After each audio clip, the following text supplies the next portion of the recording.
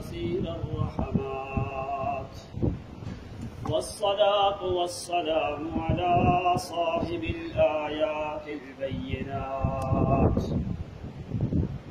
سيد الكائنات وسيد المؤمنين والمؤمنات وسيد الصابرين والصابرات وسيد الخاشعين والخاشعات والقانتين والقانتات والصادقين والصادقات وعلى آله وأصحابه الطيبين والطيبات التائبين والتائبات والعابدين والعابدات والحامدين والحامدات والسائحين والسائحات رضوان الله تعالى عليهم أجمعين. أما بعد، فقد قال الله تبارك وتعالى في تنزيله محكم: ألف لام را كتاب أحكمت آياته ثم فصلت من لدن حكيم خبير. وقال صلى الله تعالى عليه وسلم: ما اجتمع قوم في بيت من بيوت الله يتلون كتاب الله ويتدارسونه إلا حفتهم الملائكة وغشيتهم الرحمة. سبحانك لا علم لنا إلا ما علمتنا إنك أنت العليم الحكيم. اللهم صل على محمد وبارك وسلم على محمد كما يليق بشانه، وصل على تابعين محمد منذ خلقت الدنيا إلى يوم الدين. عزت مآب، واجب الاحترام اخوت الکرام، آپ کی خدمت میں کتاب اللہ میں سے آیات مبارکہ تلاوت کی ہے۔ بارگاہ بے مثل میں التجا اور دعا ہے کہ اللہ تعالیٰ صحیح صحیح کہہ سکنے کی توفیق عنایت فرمائے۔ وما توفیقی الا باللہ العلی العظیم۔ رمضان المبارک کا مہینہ بڑا ہی ایک عظیم مہینہ ہے۔ رمضان اور قرآن مقدس کا گہرا تعلق ہے آپس میں۔ اللہ تعالیٰ دو طریقوں سے انسان کو اپنے قریب کرنا چاہتے ہیں۔ ایک طریقہ ایمان والا ہے، دوسرا طریقہ اعمال والا ہے۔ ایمان کے ذریعے انسان اللہ کے قریب ہوتا ہے، دوسرا اعمال کے ذریعے انسان کا تعلق مضبوط ہوتا ہے اللہ تعالیٰ کی ذات کے ساتھ۔ ایمان کے ساتھ انسان کو اللہ قریب کرتا ہے، وہ ذریعہ بنایا ہے قرآن مقدس کا، اور اعمال کے ذریعے اللہ تعالیٰ انسان کو قریب کرتا ہے، وہ ذریعہ بنایا ہے رمضان المبارک کا مہینہ۔ رمضان کو رمضان کیوں کہا جاتا ہے؟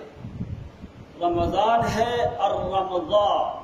الرمضاء اس بارش کو کہا جاتا ہے جو خریف کے موسم سے پہلے جو بارش نازل ہوتی ہے، اس بارش کو رمضاء کہا جاتا ہے، اس سے ہے رمضان۔ وہ بارش خریف کے موسم سے پہلے آسمان سے نازل ہوتی ہے، اور اس کا کام کیا ہوتا ہے؟ وہ بارش درختوں کے تمام پتوں کے اوپر میل کچیل کو دور کر کے صاف شفاف کر دیتی ہے۔ جس طرح وہ بارش درختوں کے پتوں کو صاف کر دیتی ہے، اسی طرح رمضان کا مہینہ انسان کے وجود کے گناہوں کو میل کچیل سے صاف کرتا ہے۔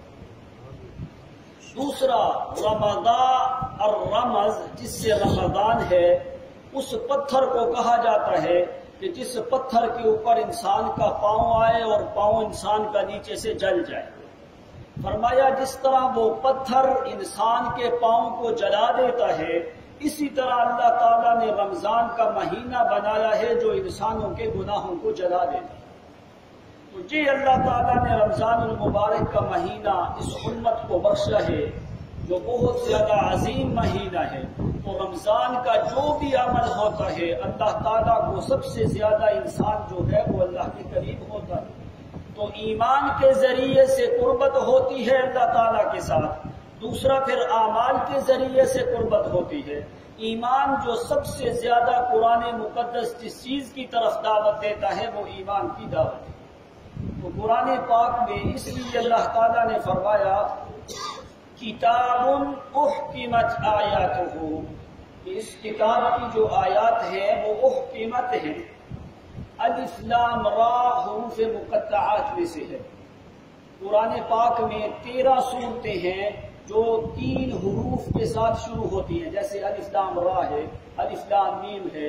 6 صورتیں قرآن پاک میں الف لام میم کے ساتھ شروع ہوتی ہیں، اور ان میں سے باقی جو صورتیں ہیں الف لام را کے ساتھ شروع ہوتی ہے، جیسے سورت ہود ہے، یہ بھی الف لام را کے ساتھ شروع ہوتی ہے، سورت یوسف ہے، سورت یونس ہے، اس طریقے سے، اور تاسین میم کے ساتھ سورت شعراء اور سورت قصص شروع ہوتی ہے۔ تو یہ قرآن مقدس کا اعجاز ہوتا ہے کہ اللہ تعالیٰ حروف مقطعات کے ساتھ سورت کو شروع کرتے ہیں، اس کے بعد جتنی بھی قرآن میں کل 29 صورتیں ہیں جو حروف مقطعات سے شروع ہوتی ہیں، اس کے بعد یا تو معنی قسم کا آتا ہے یا پھر اللہ تعالیٰ خبر ذکر کرتے ہیں۔ تو یہاں پہ اللہ تعالیٰ خبر ذکر کر رہے ہیں، قرآن پاک کی پہلے صفت کو ذکر کیا کہ لوگوں کتاب احکمت آیاتہ، علماء جانتے ہیں کتابن کے اوپر تنوین تعظیم کی ہے، جس کا مطلب کیا ہے کہ قرآن سے پڑھ کے عظمت والی کتاب نہ کوئی آسمانی ہے نہ کوئی زمینی کتاب۔ اس لیے اللہ کریم نے فرمایا احکمت آیاتہ، احکمت یہ صیغہ مجہول ماضی مؤنث کا ہے، احکمت اس کی آیات کو مضبوط، محکم، پختہ، یقینی بنایا گیا کہ جو بات کلام اللہ کرے اس میں شک ہو سکتا نہیں ہے۔ احکمت آیاتہ ثم فصلت، پھر اللہ تعالیٰ نے فصلت بھی صیغہ مجہول کا ہے، مؤنث کا ہے، فرمایا اس طریقے سے اس قرآن مقدس کی تفسیر کو ذکر کیا گیا ہے۔ اب قرآن پاک کس چیز کو محکم بنایا گیا ہے اور کس چیز کی تفسیر آگے قرآن ذکر کرتا ہے، دوسری آیت ہے اسی سورت کے اندر، فرمایا قرآن پاک میں کتاب احکمت آیاتہ ثم فصلت من لدن حکیم خبیر اللہ تعبدوا الا اللہ اننی لکم منہ نذیر وبشیر۔ وہ لوگوں یہ کتاب کدھر سے آئی ہے؟ کتاب بھی حکمت والی ہے، جدھر سے آئی ہے وہ بھی ذات حکمت والی ہے، تنزیل من حکیم حمید، اس سے بڑھ کے حکمت والی ذات کوئی نہیں، قرآن سے بڑھ کے حکمت والی کتاب کوئی نہیں۔ فرمایا احکمت آیاتہ، احکمت آیاتہ، اس کے مضامین کے اندر بھی محکم ہے، استحکام ہے، اس کے مسائل کے اندر بھی استحکام ہے، اس کے دعوے کے اندر بھی استحکام ہے، اس کی آیات کے اندر بھی مضبوطی ہے، اس کے کلمات کے اندر بھی مضبوطی ہے، اس کے حکم کے اندر بھی مضبوطی ہے، اس کے امر کے اندر بھی مضبوطی ہے۔ جتنے بھی مسائل قرآن بیان کرتا ہے احکمت سب اتنے مضبوط ہیں، ساری دنیا کی کتابیں بھی مل جائیں قرآن پاک کو چیلنج کرنے کی طاقت۔ احکمت آیاتہ ثم فصلت، دوسرے مقام پہ بھی فرمایا حامیم تنزیل من الرحمن الرحیم کتاب فصلت آیاتہ قرآنا عربیا لقوم یعلمون۔ فرمایا تفصیل سے قرآن بیان کرتا ہے، کوئی بھی ایسی طاقت نہیں ہے جو قرآن مقدس کے دعوے کے اوپر جو چیلنج کر سکے۔ احکمت آیاتہ، اس کا ایک ایک لفظ جو ہے وہ بڑا مضبوط ہے، بڑا محکم ہے، بڑا قوی ہے، بڑا سخت ہے، بڑا ثابت ہے، اس میں سلامت ہے، اس میں مضبوطی ہے، اس میں قوت ہے، اس میں استحکام ہے، اس میں طاقت ہے۔ کیوں؟ اس لیے احکمت یاسین والقرآن الحکیم، کیونکہ حکمت والی کتاب ہے، یہ آئی کدھر سے ہے؟ تنزیل من حکیم حمید۔ اس کو مضبوط بنایا ہے تو حکیم نے، اس کو مضبوط بنایا ہے تو قوت والی ذات نے۔ اللہ اس کے اندر مضبوطی والا مسئلہ کیا ہے، اس کے اندر عظمت والا مسئلہ کیا ہے؟ آگے قرآن ذکر کرتا ہے اللہ تعبدوا الا اللہ اننی لکم منہ نذیر وبشیر۔ اللہ تعبدوا الا اللہ، پہلے نفی کی گئی ہے، بعد میں اس بات ہے۔ نفی کیا ہے؟ غیروں کی عبادت نہ کرو، صرف میری عبادت کرو۔ غیروں کی عبادت وہ مضبوط کیا چیز ہے اس کے اندر؟ قرآن کا یہ دعویٰ ہے، ایسا نہیں کہ قرآن پہلے کوئی بات کرے اور بعد میں کوئی بات کرے۔ ہمارا قرآن پاک جو بات کرتا ہے اول سے لے کے آخر تک وہی بات ہوتی ہے۔ اللہ تعبدوا الا اللہ، اس کے علاوہ کسی کی عبادت نہ کرو۔ جس کی عبادت کی جاتی ہے، چار شرطیں موجود ہوں معبود کے اندر تو پھر اس کی عبادت ہوتی ہے۔ تو فرمایا وہ معبود کے اندر چار شرطیں کیا ہے؟ پہلی شرط اس میں کیا ہے؟ فرمایا عبادت اس کی جاتی ہے اس میں چار شرطیں۔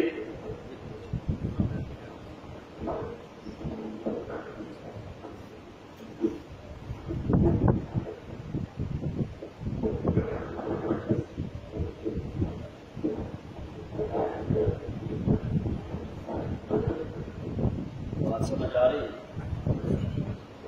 عبادت کا مطلب کیا ہے؟ طاعت المعبود فیما امر ونہا۔ فرمایا عبادت کیا چیز ہوتی ہے؟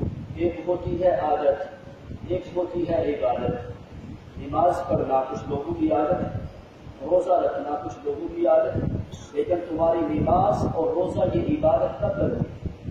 عادت تو لوگوں میں ہوتی ہے لیکن عبادت کب بنتی ہے؟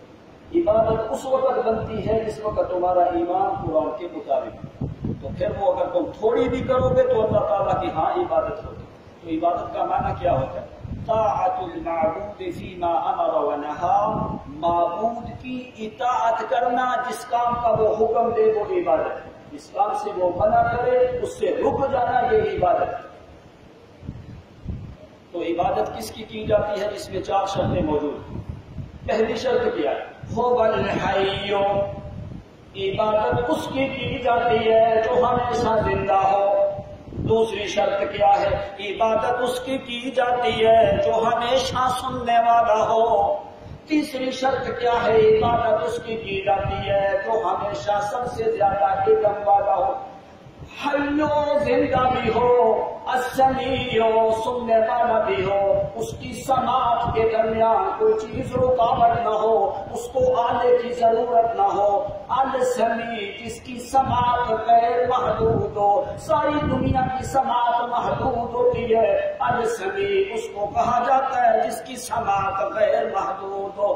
پہلی شرط وہ ہمیشہ زندہ ہو، دوسری شرط السمیع وہ سننے والا ہو، دور سے بلاؤ تو وہ سنے، قریب سے بلاؤ تو وہ سنے، رات کے اندھیروں میں بلاؤ تو وہ سنے، جنگل ویران بیابان میں بلاؤ تو وہ سنے۔ فرمایا تیسری شرط کیا ہے؟ علیم ہو، اس کو پتہ ہو کہ کون بندہ مجھے بلاتا ہے، وہ کیا مانگتا ہے، کیا دعا کرتا ہے۔ چوتھی شرط کہ وہ قدیر ہو، جو تو مانگتا ہے وہ دینے کے اوپر قادر بھی ہو۔ یہ چار شرطیں جمع ہوں تو پھر معبود بنتا ہے۔ یہ چار شرطیں دنیا کے اندر کسی فرشتے میں بھی پائی جاتی، نہ کسی نبی میں پائی جاتی ہیں، نہ کسی فرشتے میں پائی جاتی ہیں، نہ ولی علی میں پائی جاتی ہیں، نہ کسی اور غیر میں پائی جاتی ہیں۔ فرمایا اگر یہ چار شرطیں کسی میں جمع ہیں تو پھر عبادت کر غیروں کی۔ اگر یہ چار شرطیں کسی اور میں جمع ہیں تو پھر عبادت کر، لیکن یہ چار شرطیں کسی میں جمع ہو سکتی صرف ایک ہی ذات ہے جس میں جمع ہوتی ہے۔ قرآن نے کیا کہا؟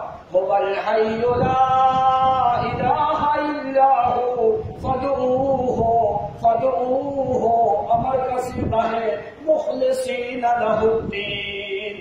دین یہاں پہ عبادت کے معنی میں ہے۔ فرمایا خالص کر کے عبادت کر تو اسی کی، قولی عبادت بھی اسی کی کر، بدنی عبادت بھی اسی کی کر، مالی عبادت بھی اسی کی کر، عبادت بھی اسی کی کر، پھر عبادت میں رضا بھی اسی کی مقصود ہو، عبادت بھی اسی کی کر اور عبادت میں رضا بھی کیا ہو، اسی کی مقصود ہو۔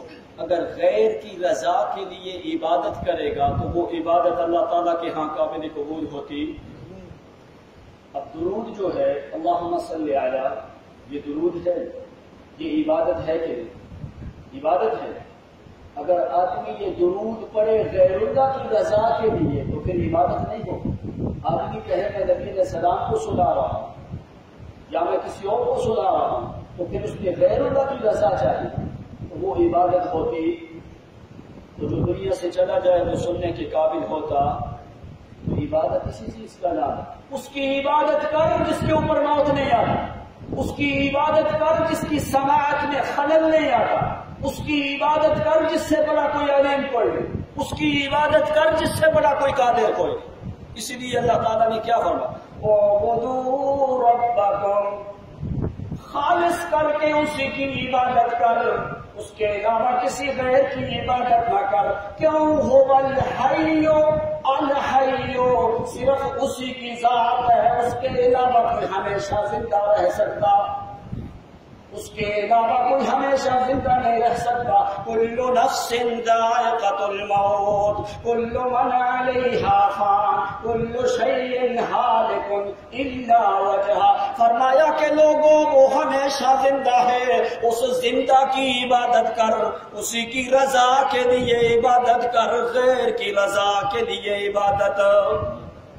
اس کے اوپر تو موت آتی، اس کے اوپر تو موت نہیں آتی، تو جس کے اوپر موت آ جاتی ہے فرمایا وہ کچھ کرنے کے قابل لا یملکون مثقال ذرۃ، وہ تو ایک ذرے کے مالک بھی نہیں۔ لا یخلقون شیئا، انہوں نے تو کچھ بھی پیدا نہیں کیا۔ لا یسمعون دعاءکم، وہ تمہاری آوازوں کو سنتے، دعاؤں کو سنتے۔ یہ درود بھی تو دعا ہے کہ نہیں، سلام بھی تو دعا ہے کہ نہیں، تو کیسے نبی علیہ السلام سن لیتے؟ دو ہی طریقے ہوتے ہیں سننے کے نا، یا تو پھر آپ زندہ ہیں تو یا پھر روح واپس آ گئی۔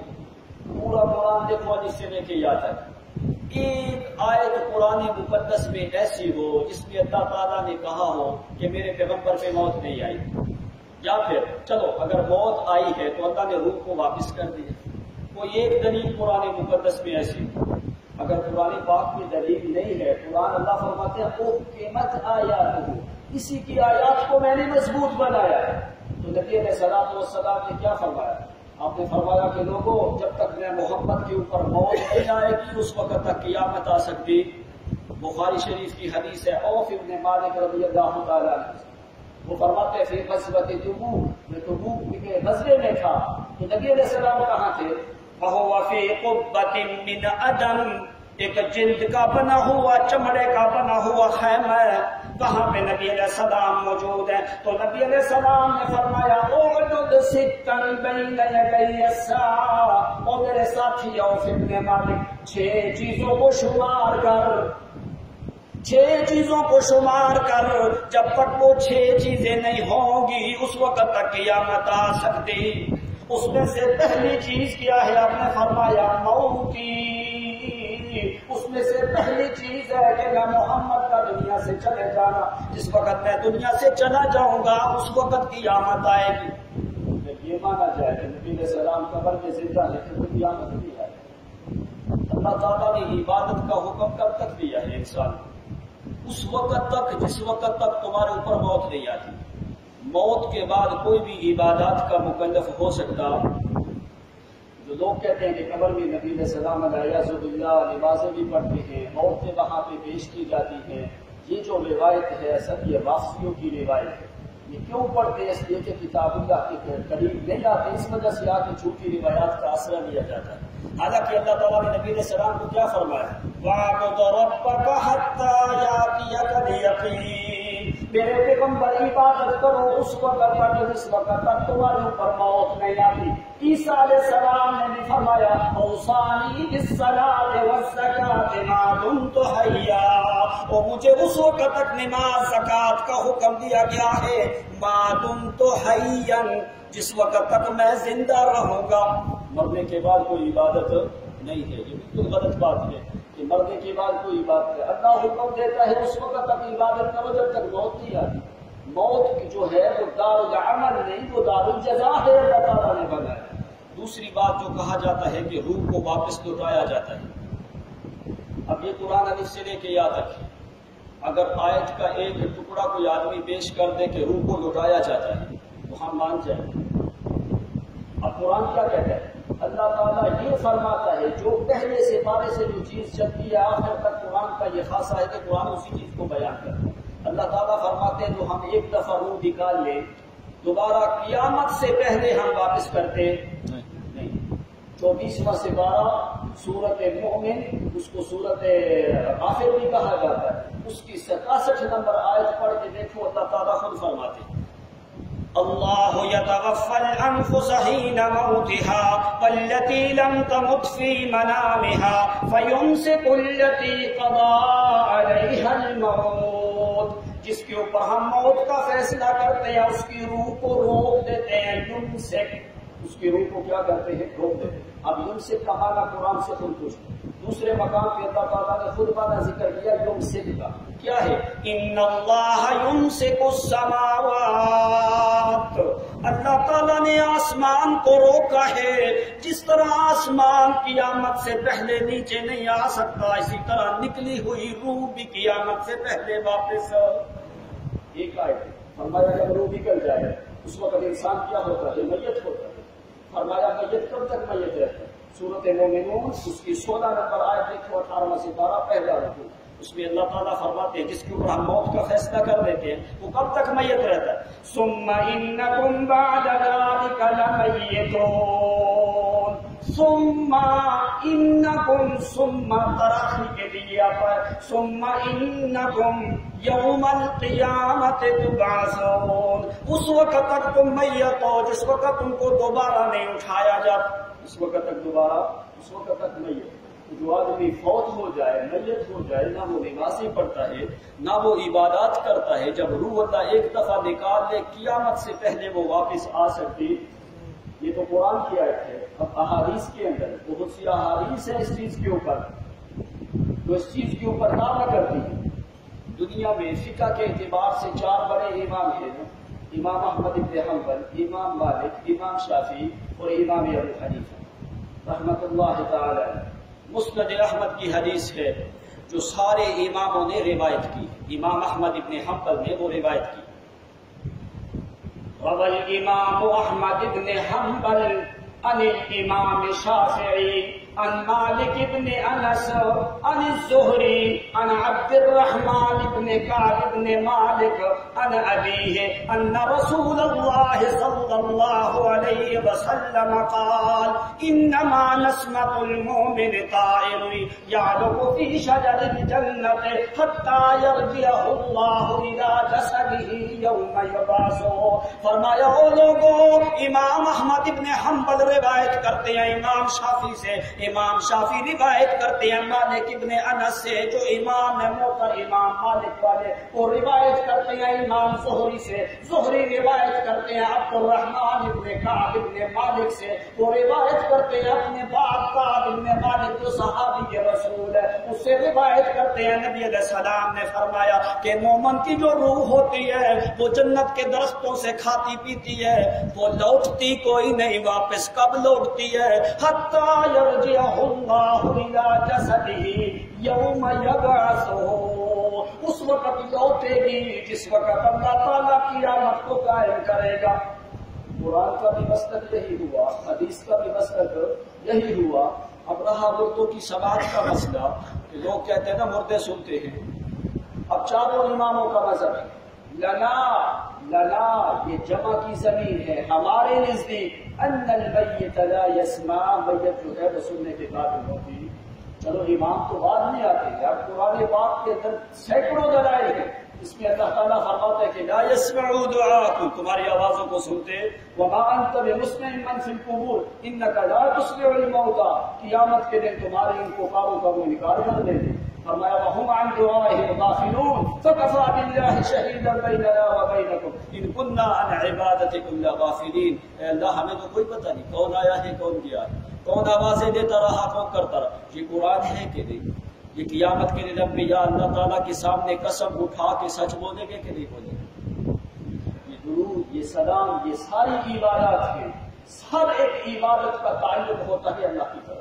اب قرآن پاک نے خود ذکر کیا الیہ یصعد الکلم الطیب والعمل الصالح یرفعہ، فرمایا جتنے بھی کلمات پاکیزہ کلمات ہوتے ہیں، عمل جو ہوتے ہیں، یرفعہ وہ اللہ کی طرف اٹھائے جاتے ہیں، کسی اور کی طرف اٹھائے جاتے۔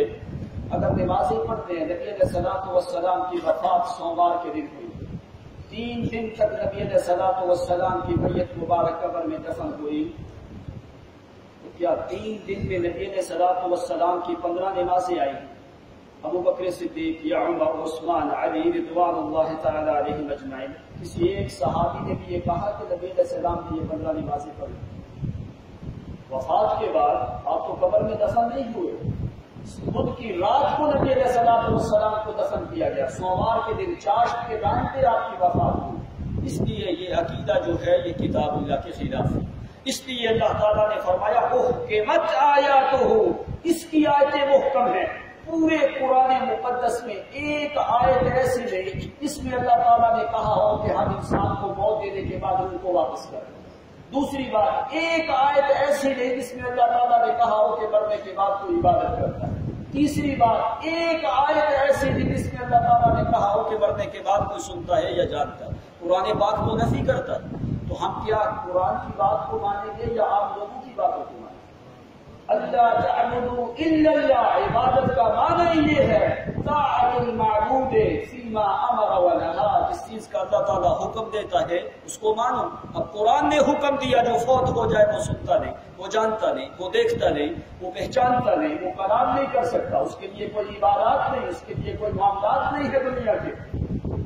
اب قرآن نے تو یہ فیصلہ کر دیا، لیکن اگرچہ کوئی پیغمبر کی یاد رکھو، کوئی ایسی حدیث نہیں ہو سکتی جو قرآن پاک کے خلاف جا سکتی ہے۔ نبی علیہ السلام کی کوئی حدیث قرآن کہے نہیں سنتے اور لوگ کہے سنتے ہیں یا روایات بنا کے لے کے آئیں، کیا پھر اس کا مطلب تو یہ ہوا اللہ تعالیٰ کے پیغمبر نے کچھ اور باتیں کی ہے اور قرآن نے کچھ اور کی؟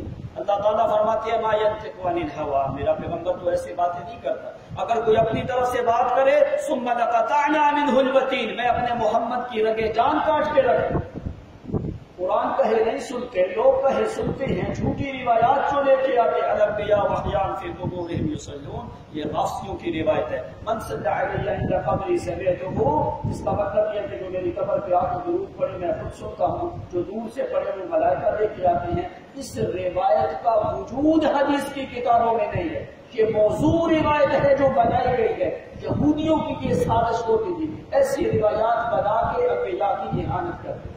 جیسے کسی آدمی کا جو ہے اس نے تربوز بیچنے شروع کر دیے، اس کے تربوز نہیں بکے، اس نے حدیث اپنی طرف سے بنا دی، اس نے کہا ماء البطیخ رحمت، تربوز کا پانی جو ہے وہ بڑی شفا اور رحمت ہے، لوگوں نے خریدنے شروع کر دی۔